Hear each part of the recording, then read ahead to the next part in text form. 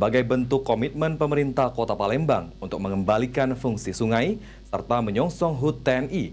PJ Wali Kota Palembang memimpin langsung gerakan gotong royong Jumat Bersih bersama TNI di aliran Sungai Kebun Gede pada Jumat pagi. Sebagai bentuk komitmen pemerintah Kota Palembang untuk mengembalikan fungsi sungai serta menyongsong HUT TNI, PJ Wali Kota Palembang memimpin langsung gerakan gotong royong Jumat Bersih bersama unsur Forkopimda di aliran Sungai Kebun Gede, Kelurahan 32 Ilir. PJ Wali Kota Palembang Uco Abdul Rauf Damenta mengatakan, kegiatan ini merupakan kegiatan rutin yang dilakukan pemerintah Kota Palembang, sekaligus menyongsong HUT TNI yang ke-79.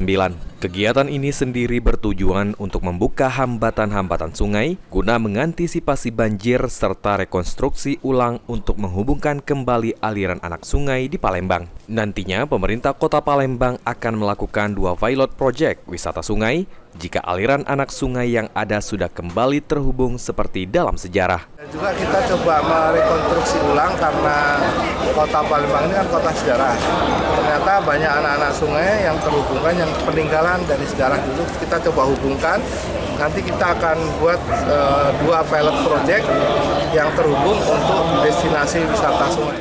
Sementara itu, Kasdim 0418 Palembang, Letkol Infantri Dery Syarif mengatakan, pemerintah Kota Palembang dan Forkopimda harus bekerja sama guna mengantisipasi banjir akibat aliran air tersumbat. Untuk itu dihimbau kepada masyarakat untuk tidak membuang sampah sembarangan. Sampaikan Pak Wali bahwasanya kita Forkopimda ini harus bekerja sama karena memang ini apalagi sudah masuk musim hujan pasti biasanya terjadi banjir. Nah, banjir ini akibatnya dari selok-selokan atau sungai-sungai kecil yang penuh dengan sampah. Untuk itu kita himbau pada masyarakat yang pertama mungkin jangan membuang sampah sembarangan. Dan selanjutnya ini kontinu kami sudah komitmen untuk melaksanakan pembersihan di sektor-sektor yang memang akan mengakibatkan banjir. Anugerah Sandi Pratama, PAL TV.